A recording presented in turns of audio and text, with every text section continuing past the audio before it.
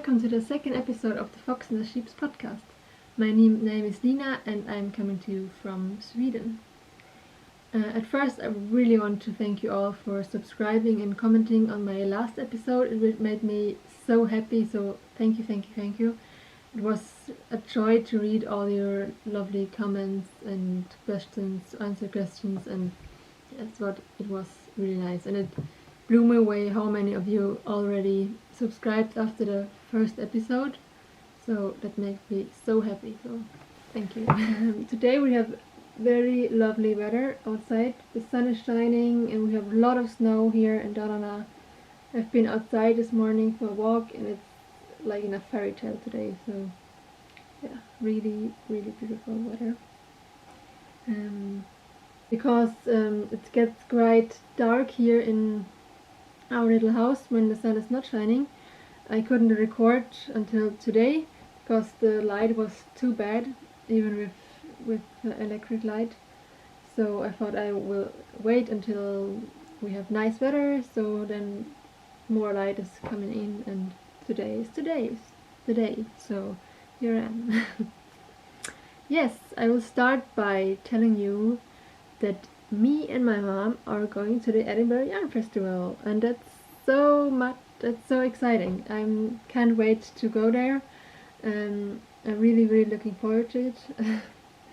Yes, and yeah, I'm going with my mom because it was my birthday present for her, because she turned 50 this autumn, and yeah, it was my birthday present and she was really happy, so we're going together to Scotland.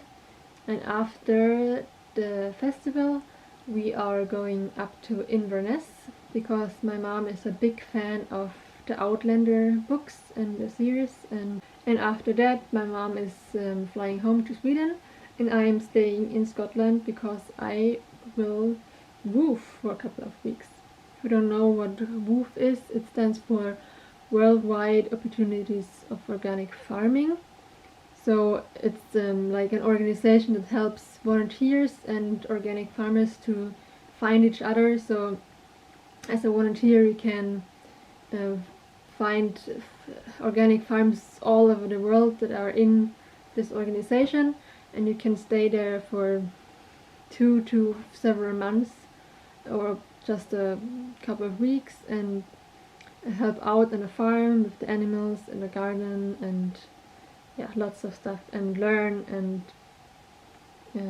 yes, then the people on the farm can get help, and so I will do that for 2 weeks.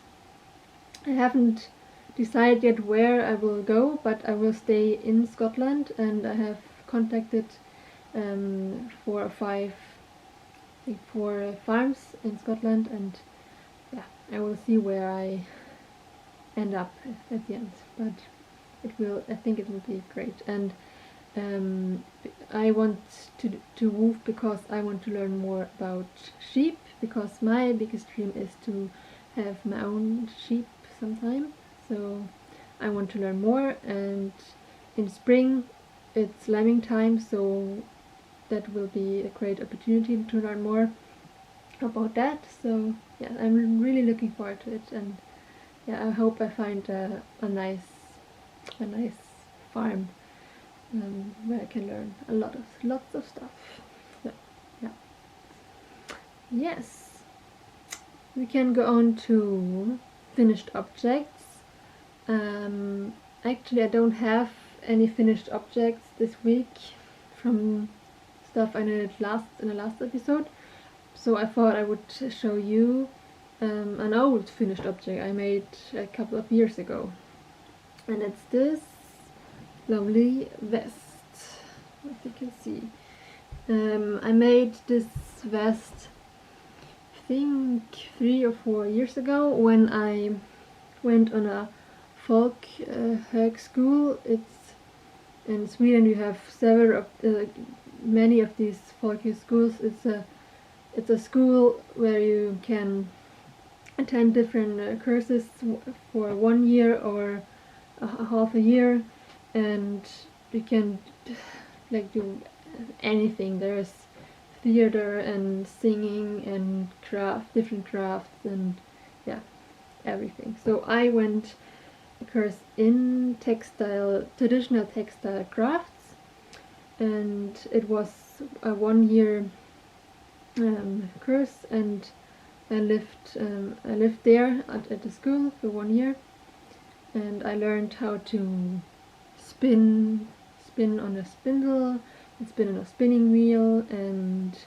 shear sheep, and weave on weaving, and sewing, and lots of stuff.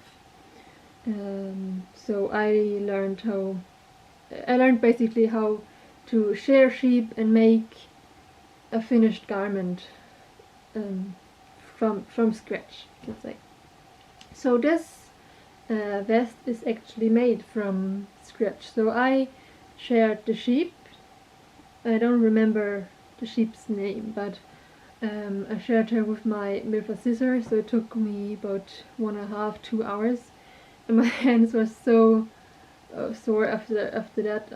I remember it was a really hard job, but it was also very, very much fun, and it was a lovely sheep. And from her wool I spun a lot of yarn, and from that yarn I knitted this vest, and it's my own design. I just improvised something, and I'm really happy with this one. It feels so nice to have something that you made with your own 2 hands from the beginning to the end, and you know where wool is coming from, and it's an amazing feeling.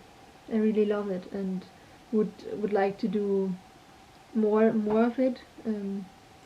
So because of that, I want to have my own sheep one day, so I can like make garments from my own sheep. That would be one of my biggest dreams. Yes, to tell you more about this vest, it's like it's a cable that goes around here, and the most beautiful thing on this vest is actually the back. I can show you. So the back looks like this. It's a beautiful tree, and this tree I got inspired when I first made a Ravelry account.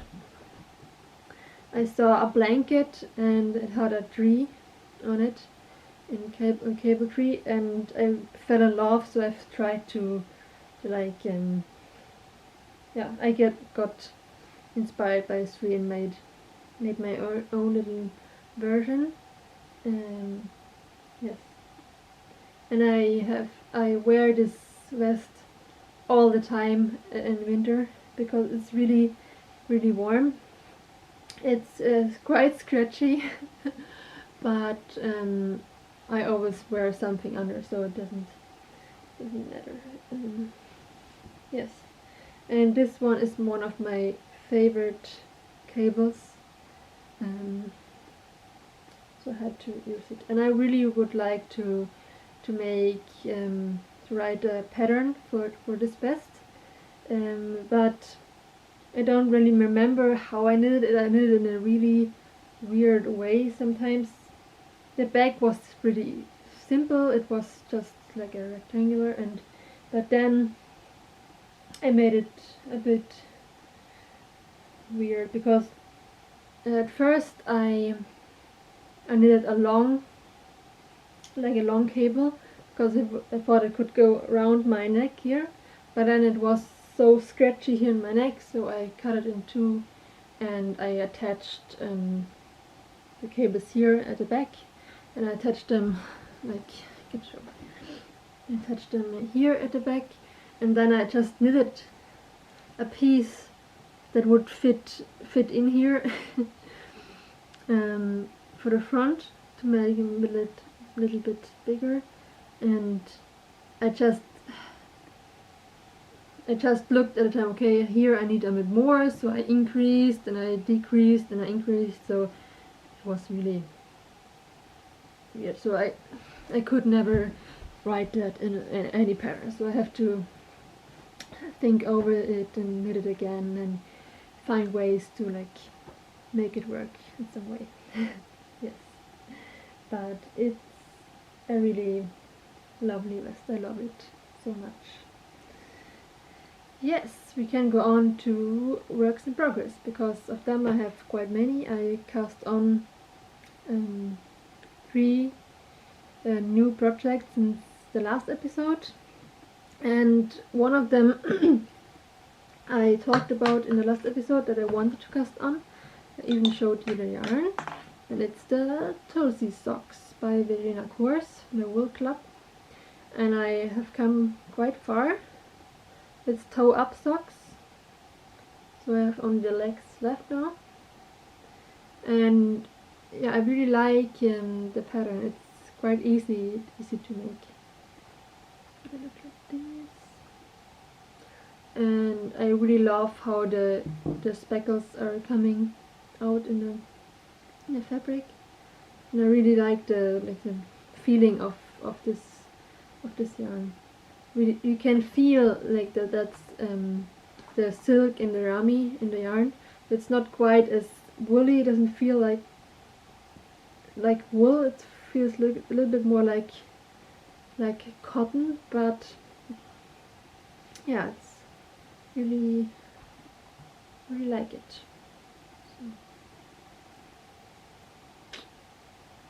So. Yes, and the next work in progress is quite a big one, because I thought everyone is knitting a sweater for Edinburgh Yarn Festival, so I thought I want to do it as well. So I cast on the Ovis sweater by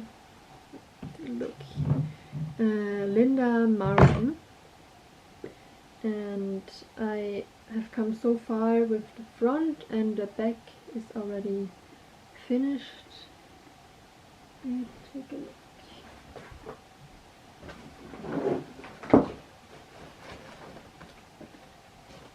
Here I have the back part, and then I have only the sleeves left, and they are knitted in the round. And the yarn I'm using is Pickles merino tweed. It's a Norwegian yarn, and I'm holding it together with this one. It's a Cascade. It's from Cascade yarns, and it's really fingering light alpaca yarn. And yeah, I'm holding these two together, and it gives this really beautiful grey halo over the fabric and makes it even more soft. So yes, I really love it, and knitting it exactly as in the pattern, except from one big difference, and it's that I'm knitting an entirely different cable for the mid part. I can show you a picture here how the cable looks in the pattern, but I didn't really like this cable, so I thought, why not make another cable? And it was almost exact same stitch count. I think this had one less or 2 less stitches, so it wasn't a big problem to change that. So yes, I'm really looking forward to finish this one and wear it at the Edinburgh Yarn Festival. Yes, the last work in progress is a shawl I cast on for a knit-along hosted by Fri Valborg. Fri Valborg is a Swedish yarn dyer. She makes really beautiful yarns, and she started her own podcasts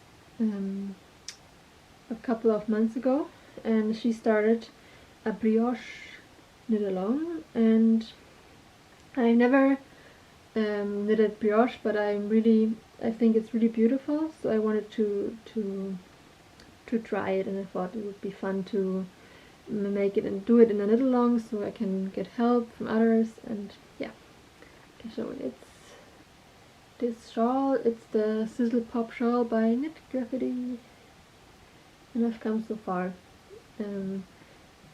And I made a swatch, and in the swatch I had the blue color as the main color and the white and the light gray as a contrast color, but it didn't show so much. So I changed it in the shawl, and I think it took me 4 or 5 times or even more to get it right. I unraveled this watch quite many times, so, and it was really frustrating sometimes. I thought I would never get it right, but at the end it stuck, and I think I know all the stitches, and yeah, so it's really fun when you know what to do and you get it right.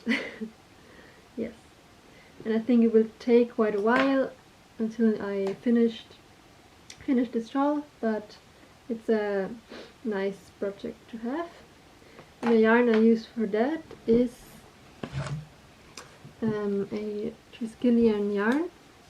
I have one skein left of it, and it's a really luxurious blend. It's 70% Bluefest Leicester, 20% silk, and 10% cashmere. So it's really soft. It's actually the most luxurious yarn I ever had in my stash, and I bought this yarn from Scandinavia, Knits, and she had sold a part of her stash a couple of months ago, and I bought 3 skeins of this yarn in these 3 colors. And yeah, at first I wanted to use all the skeins in one project, but I didn't find a shawl with 3 colors I liked, so I thought I choose 2 colors. So yeah, I don't know what to do with this last one, but yeah, maybe another shawl. Maybe I find another nice skein that goes together with this one. Maybe an Iberian festival, who knows. And this project I have in my little bento bag. It's the first project bag I have made, and I really like it. It's not so really big, but it fits for a smaller project. Yeah, I really like it. Yes, that was all the whips I can show you. Yes, one more thing I wanted to talk about is I want to start a knit along for my mittens, because I want to cast on another pair of these, because they're really worn out already. I wear them all the time, and I want to make another pair in blue and white. And I have the yarn ready, and I thought there are so many of you who bought a yarn mitten kit in my Etsy shop and have bought a pattern on Ravelry, so I thought maybe you would be interested in starting a knit along with me. So just let me know if you would like. I actually started a Ravelry group. You can find the group as the Fox and the Sheep group on Ravelry, and I will start a thread there and yeah, ask how many would be interested and so on. I don't have decided on a date yet, but I thought maybe 1st of March, so then you have a little bit of time of buy yarn or look in your stash if you have yarn, and yes, and I have a few knitting kits left in my Etsy shop. For example, this white and green, and one more blue and white, and I can make more if there is more interest. For example, do I have more red and more purple, and I have some grey skeins I can make kits of. So just let me know if you would like to join, and if you would like to buy a mitten kit in my Etsy shop. Yes. Another announcement I wanted to talk about is a project that me and my sister have started a few weeks ago, and it's actually a project bag project, you could say, because me and my boyfriend, we started to build a yurt in spring, and a couple of months ago I started to sew the cover for the yurt, and we had a lot of scrap pieces and leftovers, so I wondered what I could do with all this fabric, because it was quite a lot. And then my sister Bianca came up with the idea to start sewing project bags and like dye them in a nice color, or make do prints, and we fought a little bit, and yeah, we decided to dye them with indigo. So I can show you a fabric, one of the fabrics we dyed. We have quite a lot of them, but one of them looks like this, for example.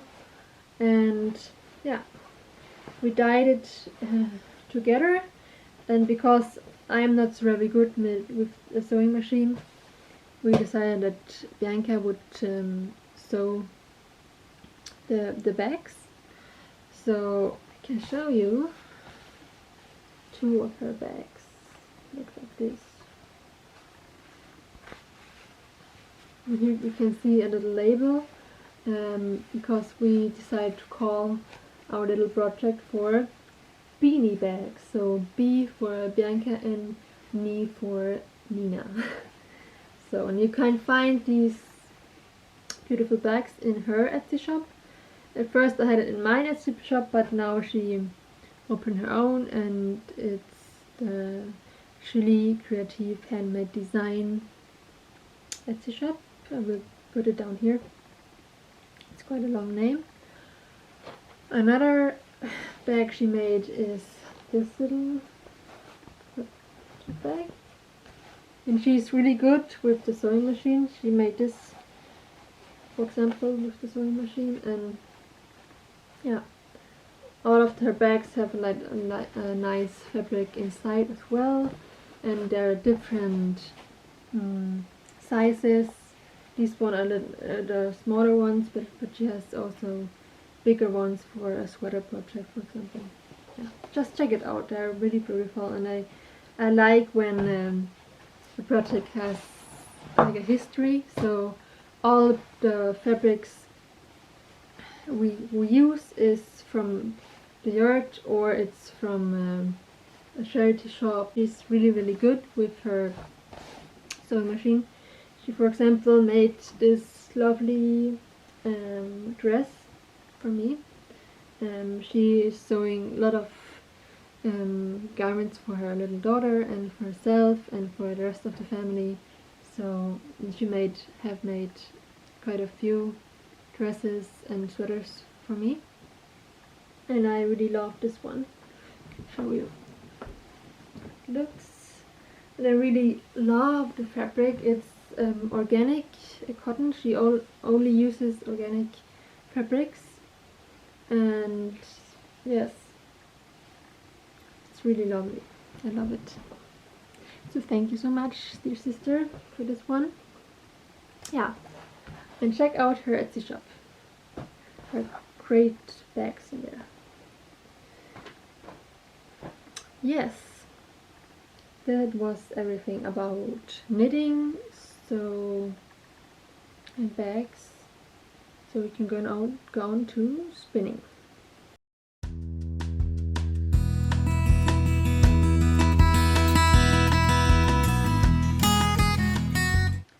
So, since last time I have spun quite a lot. I've made, you can see, this one. It's about 70 grams of yarn, and I have made this one as well, and I've dyed it because if you haven't seen the first episode, I want to make a sweater and spin all the yarn, and the yarn I have is this Gotland's lamb's wool. And when it's unspun, it's quite soft, but now it's become quite a little bit scratchy. But I think it's gonna be okay. I hope it will not be too scratchy. Yeah, and the sweater I want to make is the Talia sweater. And I saw a picture of the Talia sweater with blue, and then the details in the yoke were grey and yellow and turquoise, I think. And I thought I would dye a part of this, so just to see what color I could get with indigo. And it's this color I dyed, and I think it's really beautiful. It gives the yarn a really beautiful like shine and glow. And yeah, I don't know, I'm still thinking if I should dye all the yarn in this color, or if I will make a grey sweater and then have the details in blue.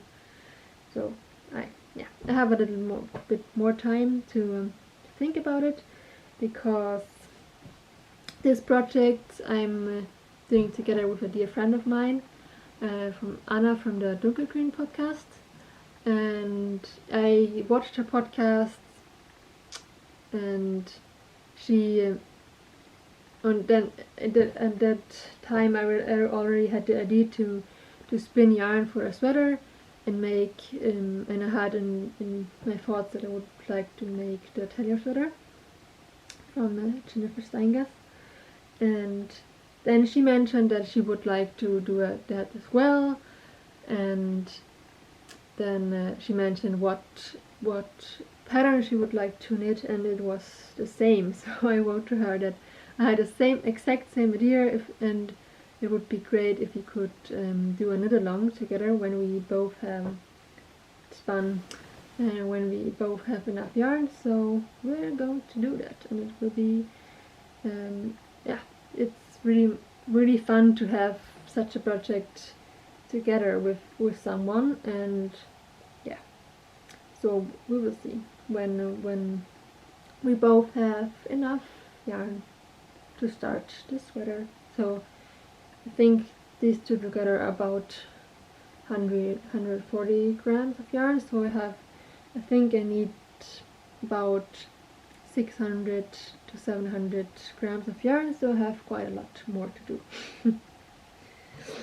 Yes. Natural dyeing, I just showed you one skein I dyed since last time. I haven't dyed so much more. I dyed one more skein and a merino rowing for my fiber share partner, but I already sent it away, so I can show you, but I can show you some pictures here.